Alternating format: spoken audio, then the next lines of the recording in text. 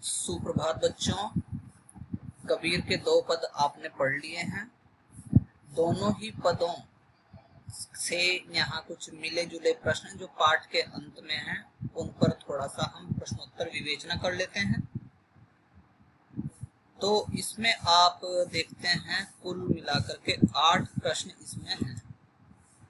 8 प्रश्न में पहला जो प्रश्न है, कबीर की दृष्टि में ईश्वर एक है, इसके समर्थन में उन्होंने क्या तर्क दिए हैं। तो कबीर की दृष्टि में ईश्वर एक है, इसके समर्थन में उन्होंने ये तर्क दिए हैं कि जिस प्राणवायु का हम सब प्राणी प्रयोग करते हैं वो प्राणवायु एक जैसी है।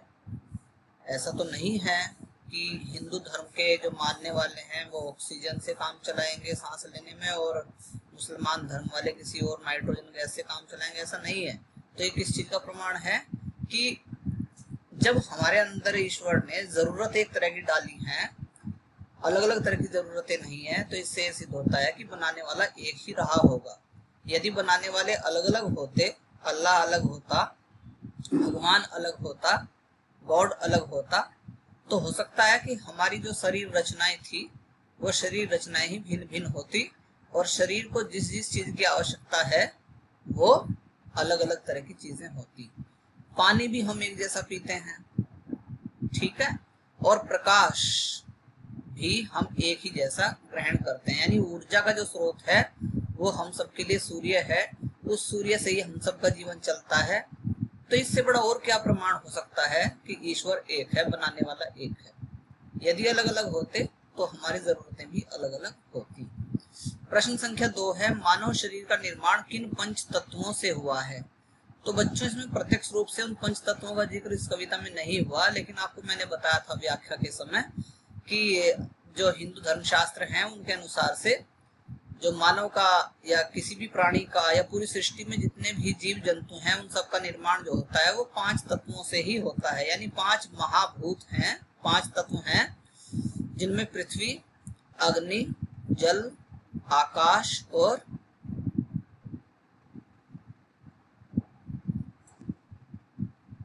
वायु तत्व। अब फिर ये रचनाएं, इतनी सारी रचनाएं सृष्टि में कैसे हैं कि ईश्वर ने इन तत्वों को अलग अलग अनुपात में लेकर, अलग अलग रेशियो में लेकर के उन चीजों को, उन प्राणियों को बनाया है। घोड़ा तेज चलता है, जो तेज चलने वाले प्राणी है, हो सकता है उसमें ईश्वर ने वायु तत्व को ज्यादा डाल दिया हो। हाथी जैसा जो प्राणी है हो सकता है उसमें भूमि तत्व को ज्यादा डाल दिया हो। जो एग्रेसिव प्राणी है हो सकता है उनमें अग्नि तत्व को ज्यादा डाल दिया हो, ठीक है। तो इस तरह से जो है हमारे जो 5 महातत्व हैं उनसे ही पूरी सृष्टि बनी है, हर प्राणी बना हुआ है। प्रश्न संख्या 3 है, जैसे बाढ़ी काष्ठी काटे अग्नि न काटे कोई, सब घटी अंतरी तू ही व्यापक धरे स्वरूप है सोई। इसके आधार पर बताएं कि कबीर की दृष्टि में ईश्वर का क्या स्वरूप है। तो इस पद पंक्तियों के आधार पर हम कह सकते हैं कि ईश्वर जो है वो सूक्ष्म रूप में हर प्राणी के अंदर वास करता है। यानी परमात्मा से ही एक अलग हुआ अंश होता है आत्मा, जो उसने हर प्राणी के अंदर डाला है। और जो आत्मा होती है वो मानव या किसी भी शरीर में परमात्मा का प्रतिनिधित्व करती है। यानी गॉड का जो एग्जिस्टेंस है, अस्तित्व है, जो हर प्राणी में है, वो आत्मा के रूप में है। तो जैसे बाढ़ी जो होता है, कारपेंटरी का काम करने वाला, वो लकड़ी काट सकता है, लेकिन लकड़ी का जो जलने का गुण है, चाहे लकड़ी काट के वो छोटे से छोटा कण बना दे उसका, लेकिन वो भी जलेगा। ठीक वैसे ही शरीर चाहे कितना ही नष्ट हो जाए, उसमें जो आत्मा है वो अजर और अमर होती है। तो इस रूप में ईश्वर हर प्राणी के अंदर वास करता है। प्रश्न संख्या 4 है, कबीर ने अपने आप को दीवाना क्यों कहा है।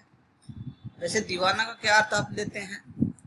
आपने अपने मन में दीवाना शब्द का एक विशेष अर्थ लिया हुआ है। दीवाना का जो अर्थ होता है वो होता है एक ही लक्ष्य के प्रति समर्पित व्यक्ति दीवाना होता है। यानी जिसने अपने जीवन का एक लक्ष्य, एक ध्येय बना लिया हो और उस लक्ष्य को पाने के लिए वो पूरी तरह से समर्पित हो, तो वह व्यक्ति क्या कहलाता है? दीवाना कहलाता है। जैसे आप छात्र हैं, आपने भी अपने जीवन का लक्ष्य बनाया होगा कि मुझे IAS अधिकारी बनना है या मुझे डॉक्टर, इंजीनियर बनना है। तो आप क्या हैं? आप दीवाने हैं, ठीक है, क्योंकि आप अपने लक्ष्य को लेकर के पूरी तरह से संजीदा हैं। तो कबीर भी दीवाना था, उसे क्या चाहिए था? उसे चाहिए था ईश्वर का ज्ञान। ईश्वरीय ज्ञान के प्रति वो अपने आप को दीवाना मानता है और ज्ञान के प्रति वो पूरी तरह से समर्पित था। तो इस तरह से वो अपने आप को कहता है कि मैं भी एक तरह का दीवाना हूं। प्रश्न संख्या 5 है बच्चों, कबीर ने ऐसा क्यों कहा है कि संसार बोरा गया है? अब हम आ गए हैं आपके दूसरे पद में। पहले जो 4 प्रश्न है वो पहले पद से संबंधित रहे हैं और बाद वाले जो 4 आ रहे हैं ये दूसरे पद से संबंधित हैं। अब इसमें है 5वां प्रश्न, कबीर ने ऐसा क्यों कहा है कि संसार बोरा गया है? तो कबीर ने इसे इसलिए कहा है क्योंकि उसको लगता है कि जो आदमी सत्य बोलता है लोग उसको मारने दौड़ते हैं, जो आदमी झूठ बोलता है उसको प्रबल समर्थन मिलता है संसार का। तो ये कोई सही आदमी के लक्षण तो नहीं है, ये तो पागलों के लक्षण हैं। भाई सच्चे आदमी को मारने दौड़ रहे हैं, झूठे आदमी का समर्थन कर रहे हैं, तो ये मानवीय दृष्टि से उचित नहीं है, अनुचित है। इसलिए कबीर ने कहा कि शायद ही संसारी जन पागल हो गए हैं, बोरा गया है संसार। प्रश्न संख्या 6 है, कबीर ने नियम और धर्म का पालन करने वाले लोगों की किन कमियों की ओर संकेत किया है? तो उन्होंने कहा ना एक जगह, नेमी देखा धर्मी देखा प्रात करे स्नाना। तो पाखंड के समर्थन में जो लोग हैं उनमें बहुत सारी कमियां कबीर मानते हैं। कमियों में क्या है कि वो अपने अपने धर्म का प्रचार करते हैं और दूसरे के धर्म में बहुत सारी कमियां गिनवाते हैं। इससे क्या होता है कि जो आदमी सरल मार्ग पे चल रहा है वो भी अपने मार्ग से थोड़ा सा विचलित हो जाता है। तो इन धर्म गुरुओं का जो दायित्व है, जिम्मेदारी है, वो ये होना चाहिए कि हम सभी धर्मों का बराबर सम्मान करें। लेकिन ये धर्म गुरु क्या होते हैं, एक दूसरे के धर्म में बुराइयां दिखा करके आदमी को उस धर्म से विमुख कर देते हैं। तो दूसरी बात है कि वो तरह तरह के पाखंड रचते हैं और अपने आप को ज्ञानी बताते हैं, इस बात का उनको बड़ा गुमान होता है। तो ये सारी क्या है कमियां। साथ ही पत्थर पूजते हैं और पीपल पूजते हैं, तिलक लगाते हैं और अपने अपने धर्म ग्रंथों की अलग अलग तरीके से व्याख्या करते हैं। तो ये सबको क्या कहता है वो कि ये उन लोगों की कमियां हैं। प्रश्न संख्या 7 है बच्चों, अज्ञानी गुरुओं की शरण में जाने पर शिष्यों की क्या गति होती है? जब गुरु अज्ञानी होगा तो शिष्य का कौन सा कल्याण कर देगा?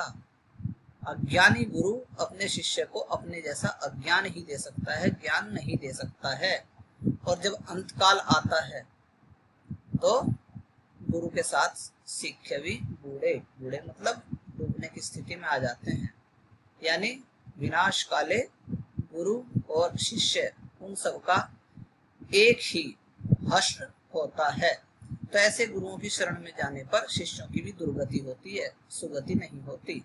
और अंतिम प्रश्न है बच्चों, 8वां प्रश्न है इस किताब के अनुसार, बाह्याडंबरों की अपेक्षा स्वयं आत्म को पहचानने की बात किन पंक्तियों में कही गई है? उन्हें अपने शब्दों में लिखिए। तो मैं पहले आपको उन पंक्तियों की ओर ले चलता हूँ कि कहाँ ये बात कही गई है कि आदमी को अपने आप को पहचानना चाहिए। तो चलते हैं हम पद की ओर।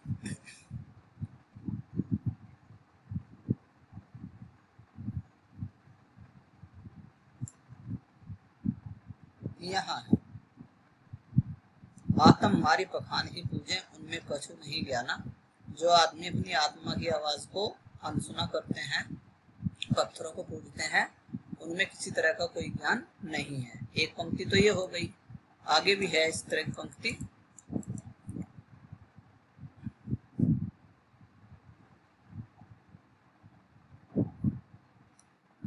ये आत्म खबरी न जाने। जो व्यक्ति साखी सबदही का मतलब यहाँ पे क्या है, जो वास्तविक ग्रंथ हैं उनकी सही तरीके से अगर व्याख्या करें तो संसारी जन हर तरह के कष्ट से मुक्त हो जाते हैं।